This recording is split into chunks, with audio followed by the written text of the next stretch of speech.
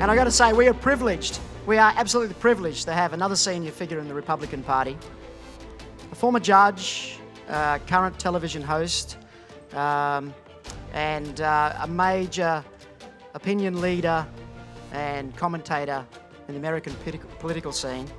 Please welcome Judge Jeanine Pirro. Oh, sorry, yeah, jump out. That's it. I'm going up. Hello. Good afternoon. To all my new friends from down under. So, I hear you're wondering what's going on up and over. Well, I'm here to tell you that conservatism is alive and well in the United States of America. That we have to fight for it every day. We've had a few bumps in the road, but thanks to a few people, one of whom or two of whom were just on this stage, Matt Schlapp from the Conservative Union and Congressman Mark Meadows, who is a superstar among conservatives, smart as hell, very, very calm in his explanation for what it is he wants, part of the Freedom Caucus, and a real powerful man in the United States. So we are very much alive and well. But let me just give you an idea of how it all started. I don't know if this is working. It is? Okay. So for us, it all started in 1776 when a bunch of Brits decided that they didn't like what this guy George was doing, and they decided that they would leave all familiarity, family and friends, and come to the United States and start their own country. And they did, and they had a blueprint. And that blueprint was the United States Constitution. The Declaration of Independence was an indication of what our rights were. It was all about the rights and the liberties and the freedoms. And for the most part, we've pretty much followed the Constitution, the law of the land, for almost 250 years. The bottom line, though, is that it seems that we're drifting a bit away from the Constitution. And so, if I could give it a time, I would probably say there was this guy who got elected in 2008. Hey. And his name was Barack. And Barack thought that a 1% GDP was pretty good. Barack didn't much care about conservatism. He certainly didn't care about us. Barack Obama just thought that the United States would be better off as pretty much a globalist kind of country. Let them all in. Don't worry about it. We need to be good to everyone in the world. And so in 2014 and 2015, we saw this enormous influx of individuals from Central America and Mexico. And you know, so I criticize the man, but at the same time, I'm very thankful for Barack Obama because he teed it up so well with his feckless foreign policy where he thought ISIS was a JV team. He couldn't figure out whether he wanted to contain them, dismantle them, or destroy them, none of which he did. He couldn't figure out what he should do about the economy, and he was happy with the way it was. And in the end, we realized that he had an administration that was riddled with corruption as they tried to drag that hag across the 2016 presidential finish line. And she was more than that. She was a corrupt criminal. She and her husband were the Bonnie and Clyde of American politics. Pigs at the trough who were willing to do whatever they needed to do to make money and get power. And they created a Clinton Foundation, this wonderful charitable foundation in the United States, of 501c3. In my mind, as a former prosecutor, district attorney, and judge, it was an organized criminal enterprise parading as a charity.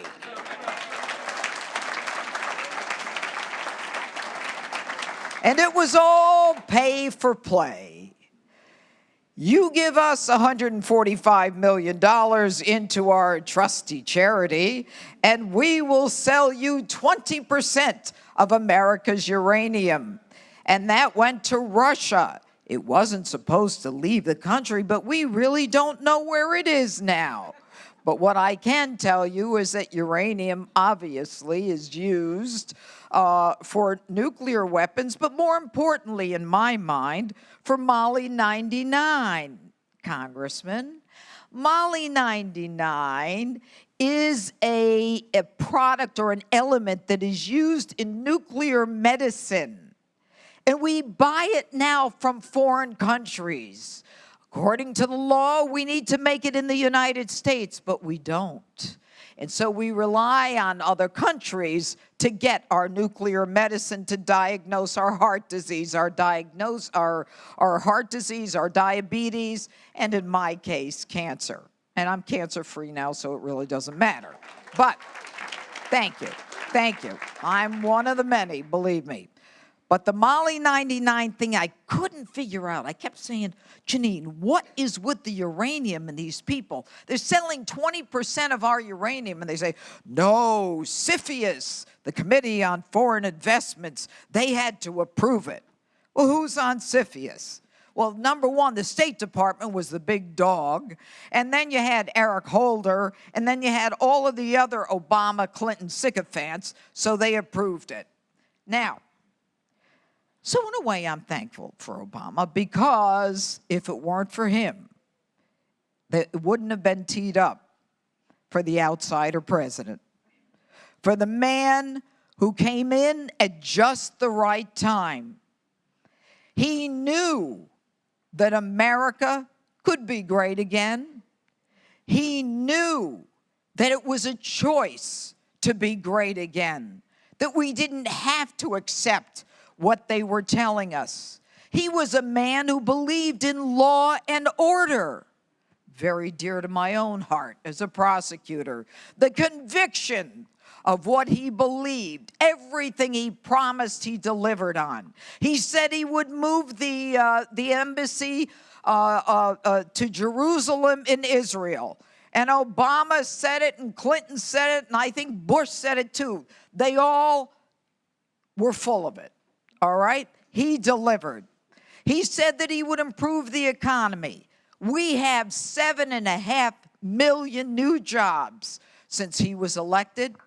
600,000 manufacturing jobs. When Barack Obama said, no, those are jobs of the past, this guy Trump, he thinks he's going to walk in and wave his magic wand and bring back manufacturing jobs. We didn't have to wave his magic wand. He just had to think, and think for America, and think about what's right for America. Now, I'm going to tell you that, like Congressman Meadows, and I complimented you when you were outside, you didn't hear it. Like Congressman Meadows, I've known the president for 30 years. My then husband was his lawyer. We used to fly down to Palm Beach with him most weekends. We had a house down there. I didn't know he would run for president. I didn't know he was interested in politics. I knew he was famous, and I knew that he was successful. And I knew he was a good guy, and I knew the man never slept because he was calling all hours of the night looking for Al. Is Al there? Is Al there? Is Al there? Janine. You know how I always say, Janine? Is Al there? Oh, the man is nonstop. You know, in my book that's out there, Radicals, Resistance, and Revenge, the plot to remake America by the left, I talk about the fact that this guy moves faster than time. He moves 10 times faster than anyone I've ever known. And he is driven, and he is determined to make America great. No one owns him. He's not beholden to anybody. He didn't come up the normal way where you had to pay everybody off to get to the top. He just decided, he did a lateral move, and he decided he was going to get into that oval, and that's when the left hissy fit started. Now, I spent 30 years in law enforcement. It's what I do. It's what I know. I know crime. And there's a lot of criminals in Washington. And unfortunately, they are at the upper echelon of the Department of Justice and the FBI. And I hate to say it because it is my background. I have held them in such high esteem. I'll start with Jim Comey. Now, I knew Jim Comey. He was the head of the FBI. He was the United States Attorney when I was the DA. Our offices were next to each other. Smart, lucid, very good prosecutor. So when he came out on July 5th and said, Hillary Clinton may have deleted 33,000 emails, and Hillary Clinton may have had a few classified emails on her laptop or her iPad or her iPhone, but she really didn't have the intent. I said to myself, oh boy, this guy has gone to the other side. It was so clear what her intent was, not only during the course of her having this, her emails on her own private server, but all of her actions afterwards, where she eliminated all of the evidence, where you and I would have been prosecuted for the destruction of evidence, for the obstruction of justice, for all the other attendant crimes. And by the way, you didn't need intent for recklessly putting our classified secrets on a server that could be and was hacked by other people. But he cut her loose. And you know what? He didn't even have a grand jury. And he didn't issue search warrants. And he didn't, the way any prosecutor would do, go out and say, get that laptop now. Get it now. Don't just barge in the way they did with everybody else, like Manafort, 5 in the morning, or Roger Stone, people who are now faced with crimes unrelated to the Russia collusion thing. But I'm moving ahead for a minute. In the end, what we had was a group of people who were determined that they were going to upend this presidency. They didn't like the guy, so they decided to frame him. And for almost 3 years, America was fractured. We were, and I heard all of the discussion earlier about being civil and talking to each other in a nice way. It ain't happening. It ain't happening. I'm telling you now. I may be from New York, okay, but my mother raised me nice.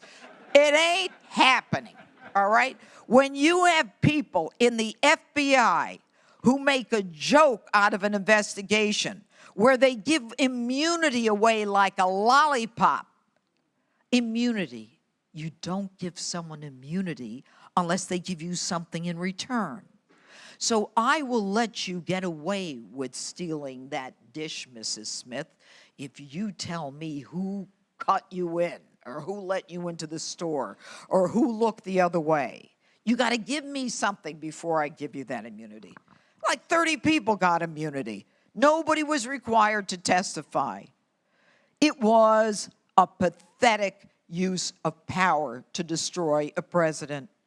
And it went on and on when the Attorney General of the United States, the most esteemed, the citadel in terms of justice in America, meets with, I guess I should call him Clyde, of the Bonnie and Clyde couple there, meets with Bill Clinton on the tarmac for a half hour, where no one is allowed to take any notes, take any pictures. Nothing is done. And they talk about golf, and they talk about their grandchildren. You think? And a week later, Hillary comes out and she says, if I win, Loretta Lynch is going to be my attorney general. Now, what do you think they talked about? And so, when they couldn't get her in the Oval, they set up this Russia collusion delusion. And I don't know if you've ever seen, there's a movie called Wag the Dog. Yeah, all right. Well, I haven't seen it in years, but they made it up. So I kept saying to myself, Janine, there's got to be something to it. But the president kept saying, I didn't do anything. I didn't do anything. I had nothing to do with it. This is a witch hunt. Oh, he must be guilty. He called it a witch hunt. What?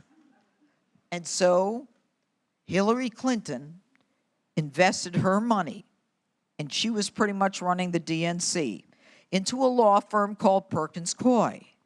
Perkins Coie then gives the money to Fusion GPS. Fusion GPS uses the money to hire a foreign agent, Christopher Steele, to get information, supposedly from the Russians, on Donald Trump. Now, you don't have to be in law school to get the drift of what I'm saying. It's called money laundering, all right? So that nobody would know who paid for it. But it was Donald Trump who colluded with the Russians. Collusion, by the way, not being a crime. But Mueller finally comes out with his report. He says there's no collusion. You'd think the country would breathe a sigh of relief? No. We got to get him. Mueller really meant he did it. What do you mean? But Mueller, there's a 488-page report, and he said he didn't do it. Well, he must have obstructed. Well, what did he obstruct? There was no underlying crime. You just said there was no underlying crime. What is he obstructing? It doesn't matter. It will go on and on. And what we're seeing in America today is a schism like I've never seen before. To me, it's about right and wrong and not political party. It's about truth and justice. It's about what's fair. Donald Trump was elected, and that's the end of it. Get over it. You don't like him, run somebody better than him, and maybe they'll win. But in the meantime, respect the man and respect the office.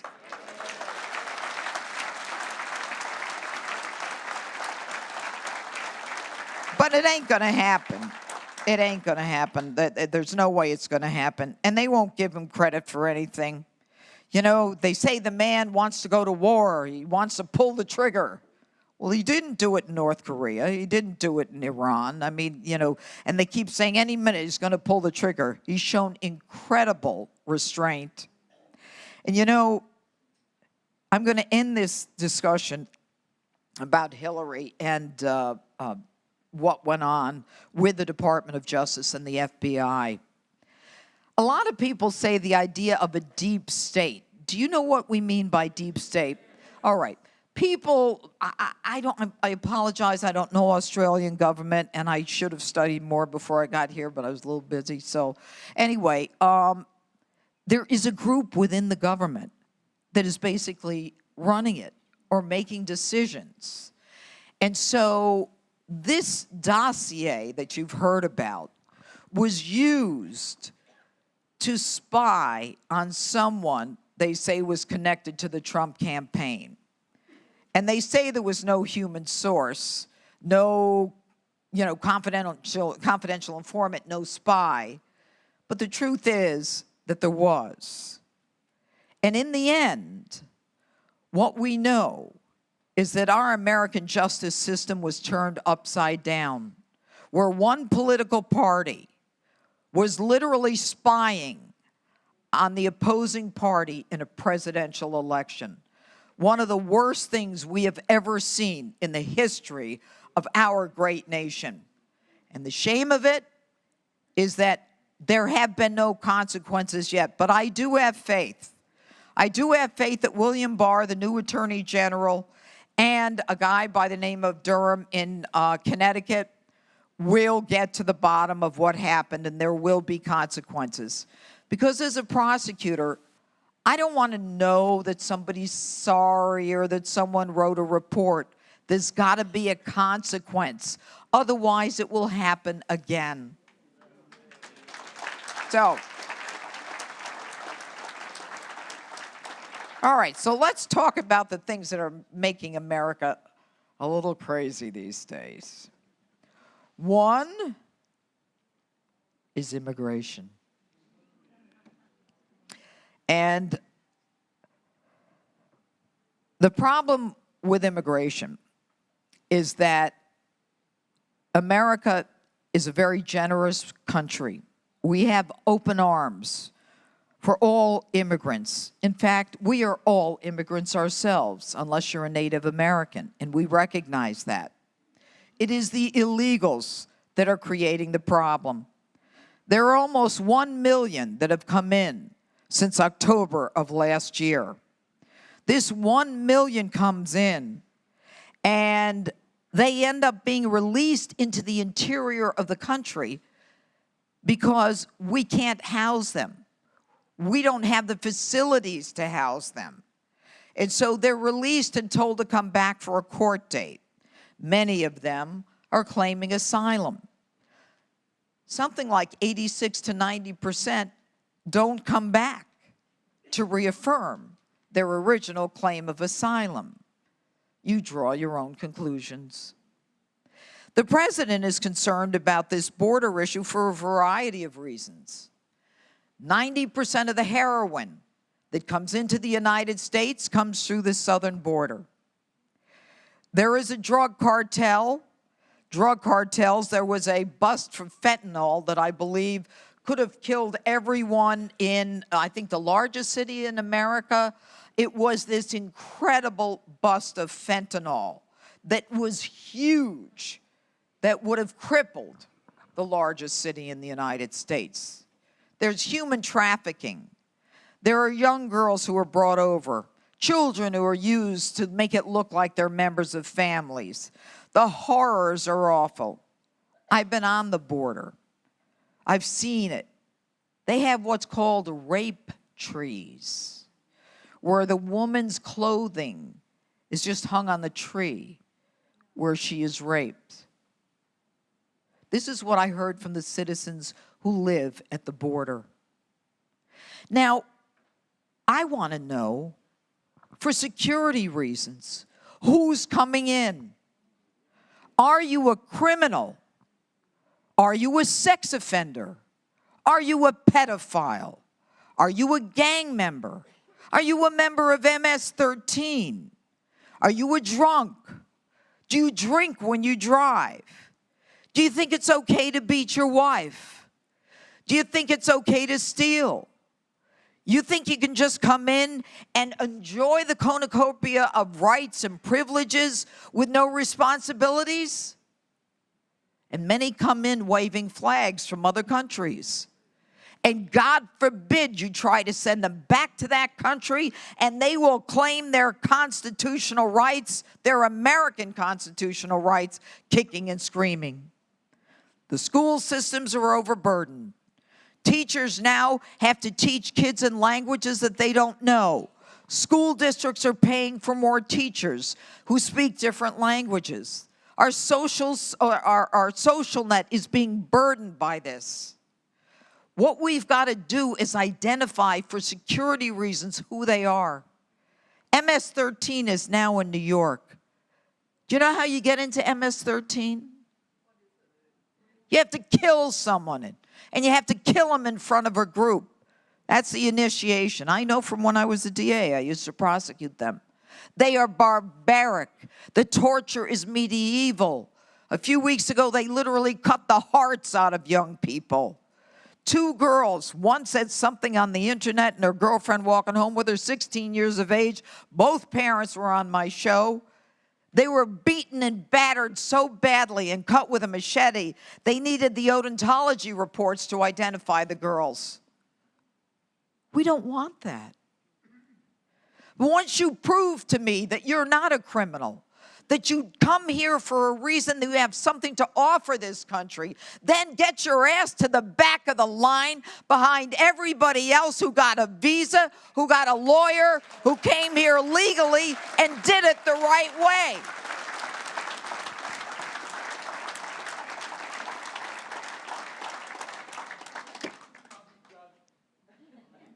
So, what do the liberals do? Now, I'm not supposed to call them liberals.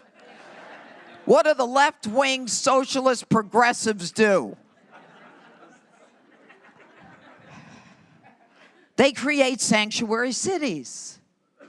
They're going to fix us, show us who's in charge. You know what a sanctuary city is? You got it. San Francisco, there are states that are sanctuary states. That means, forget you're illegal and you came here illegally. Forget that. That's like every person running for president on the Democrat left socialist side says we should have open borders. They should all just come in, okay? They all raise their hands, okay? Joe Biden is never really sure if he should raise his hand or not raise his hand. I don't know what the other guys are doing. Okay. So, yeah, I was just thinking, it's like a Democrat clown car. I mean, you look at these people and you say, are they out of their minds? Medicare for all. What, are you stupid? Americans can't pay for their own health care. You're telling me in the state of California, now in the United States, I have to pay for my health care and pay for theirs too when they're not even here legally? And now in a sanctuary city, back to the sanctuary city. All right, so you're a criminal. You live in a sanctuary city. You know where the hell to go, all right? You go to a sanctuary city, they come in to bust you. The local cops won't work with you. They won't tell you when he's coming out. All right, so let me give you an example. When I was a DA, I arrest someone. That person is coming out of jail. Pennsylvania wants him. I'm in New York. Pennsylvania, another state, and you know that. I don't know. I don't know your states. They're not states, I know. But anyway, so they call me up and they say, Janine, John Jones, we want to lodge a detainer for this guy. He's a dirtbag. We want him in Pennsylvania. Way to go. I'm all set. All right, you come and get him Tuesday night. We'll have my guys give him to your guys, and then the guy goes to face the charges in Pennsylvania. Sanctuary state. New York calls. Listen, we want someone from your state to charge him here. We want to lodge a detainer for his to hold him there until we get there. Oh, sure, he's getting out on Tuesday. So everybody hangs up. The people from New York go over to Pennsylvania on Tuesday. We're here for John Smith. No, John Smith left yesterday. Wait a minute, you told us Tuesday. Nah. That's how they do it. That's how they do it, and they hide them. And you know, sanctuary is this benign-sounding word, isn't it? Don't you kind of think of medieval Europe, and they run into the churches, and they're the good people, and the bad guys can't go in because the priest scares them? Huh. Anyway, it's not. Sanctuary is where illegals go and where American citizens are at risk because the criminals are there. Sometimes I think we should have real equal justice in the United States. If the illegals who are criminals are out of jail, maybe the Americans who are criminals should be let out of jail too. Hell, why not? I mean, you know, in the end, they're all illegal. But nope. Now, two more things. I'm going to tell you about how the left is looking to change America. They want socialism and the Green New Deal. Have you heard of AOC?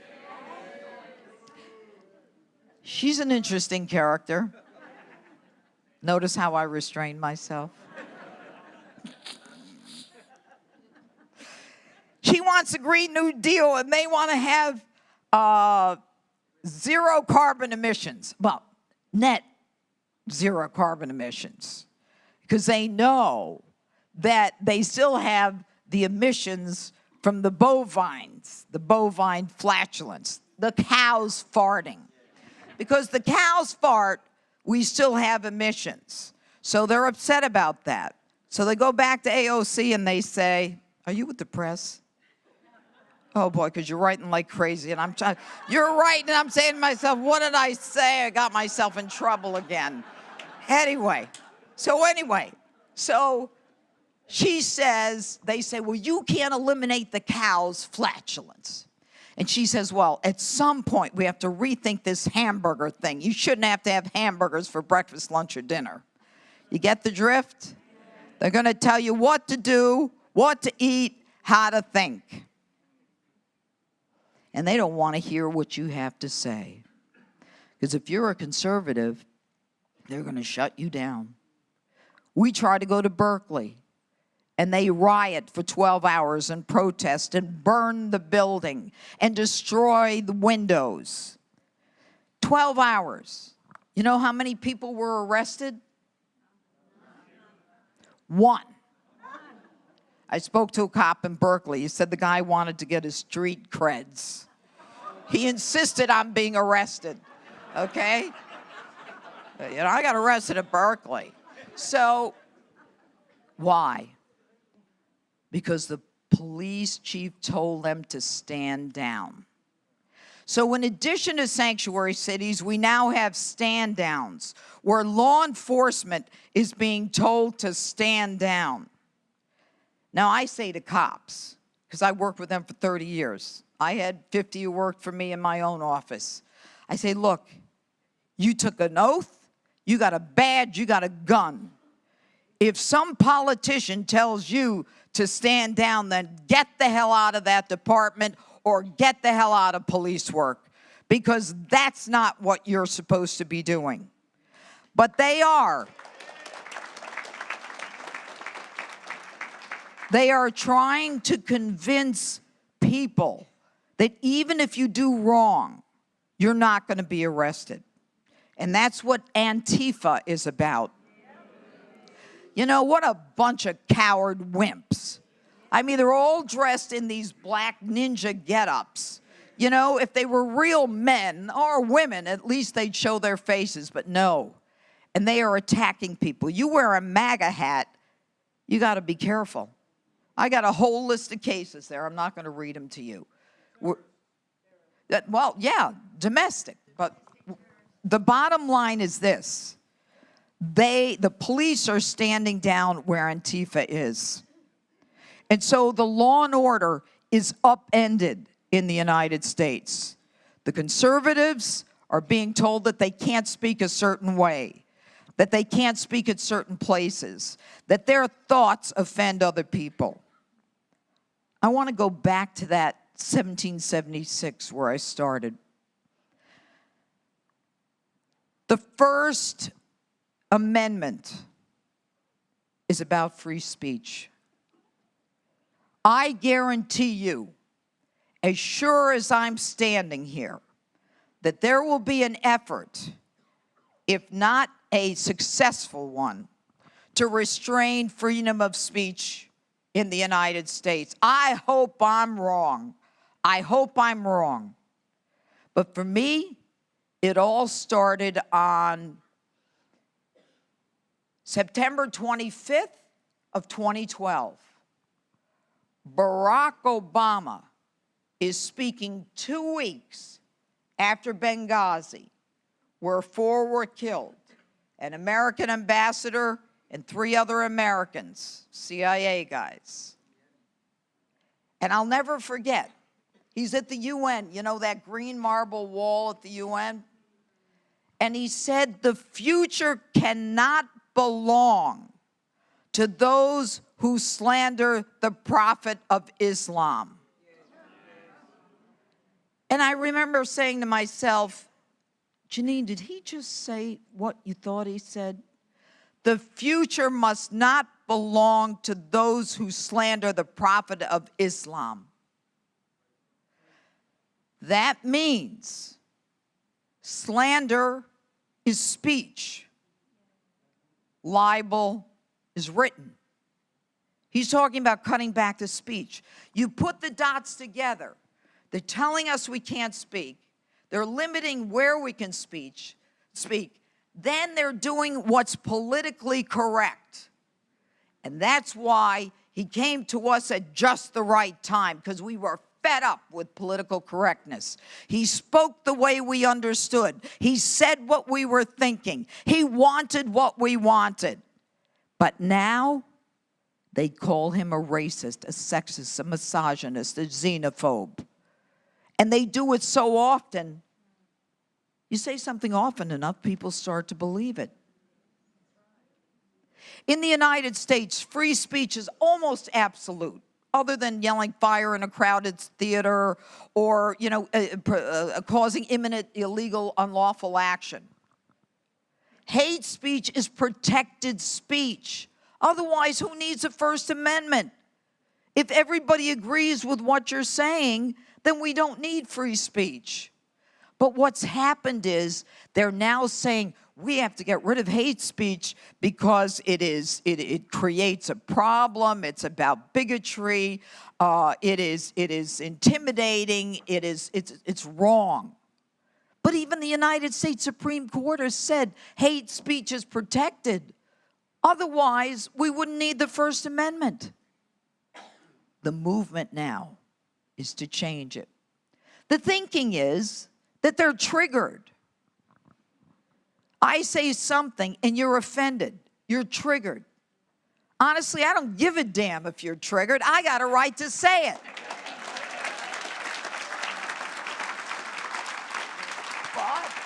But that's the new test, the balancing test. I'm offended. You're triggering me. Ergo, you need to be quiet. That's how it's coming down, folks. And that scares the hell out of me. And finally, back to that founding document, life, liberty, and the pursuit of happiness in the United States. Life being the operative word to me. We have gone so far with abortion in the United States. I don't know what's going on here. When I was getting dressed, I heard something about abortion on the news here, but you'll tell me later when I sign your book. Third-term abortions are legal, but it's worse. 7 states have legalized infanticide. I used to prosecute those cases, many of them. I know those cases. The mother gives birth. The baby is put in what they call a comfort position. It's like their terminology. While the mother decides with an up or down thumb, like an emperor in the Roman Colosseum, should the baby live or die. Then the baby is allowed to die if she says no, and nobody asks a thing. Governor Ralph Northam from Virginia. He's a guy you may have heard, talking about a bozo.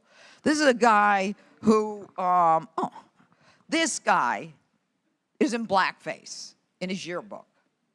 They find it and they go crazy. He comes out and apologizes.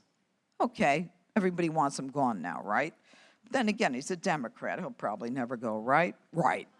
So 2 days later, he comes out and says, it wasn't me. Are you stupid? You just said it was you and you apologized. Now you're saying it's not you and I'm supposed to believe you and you're a governor? He's a doctor.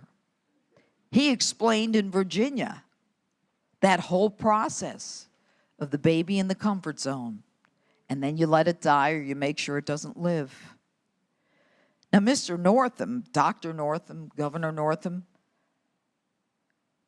I think got $2 million from Planned Parenthood, something like that. Planned Parenthood, of course, has been accused of using some of the baby parts. I'm not going to say any more. Life and that issue is the worst cultural shift we have seen in the United States. There's a lot that's changing. The whole issue of law and order turned upside down. Accountability turned upside down. Speech turned upside down. And now life. The bottom line is this. Donald Trump is the man who can bring America back to where she should be. He's already done it. Black, Hispanic, Asian unemployment are lower than they've ever been. They've never hit these lows. There are more jobs than people to fill them in the United States of America now. The GDP is 3 over 3. I think it hit 4, 1/4. The president believes in God. He understands the separation of church and state, but he's not going to tolerate it. If you say that you're not going to allow people to say Merry Christmas, or you're going to force the Little Sisters of the Poor the way Obama did, all the way to the United States Supreme Court, because Obama wanted the Little Sisters of the Poor, and man, were they poor. They were. He forced them, in violation of their own religious beliefs, to provide abortifacts or insurance to provide for abortifacts for employees. And so the Little Sisters of the Poor were forced to determine whether or not their religious rights would take priority over violating the law. Thank God the United States Supreme Court said your religious right trumps his right to make you buy insurance for them.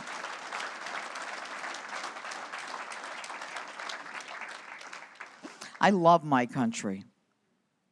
My father was in World War II, and my grandfather was in World War II. I came from a very simple family. We're very proud of this nation, of our nation. I swore in newly naturalized citizens by the thousands when I was a judge. I've never seen people happier or more proud, waving the American flag, learning our history, swearing allegiance to our country, and being proud to say they're American. I've never seen anything like it. America is at a precipice. The socialists hate capitalism. Mark Meadows was right. You know, it was Margaret Thatcher. Socialism is great until you run out of other people's money. The president is determined that socialism will not survive. And if you look at that Democrat clown car and all those bozos in it, I don't think any of them are going to make it. And even Joe Biden, I got to tell you, and take a moment to think about the victims the shooting victims in El Paso and Dayton. I think Biden came out and talked about the victims in Houston and another state, not Ohio. You know, this guy thinks he's quick enough for Donald Trump. It's going to be a real show, everybody.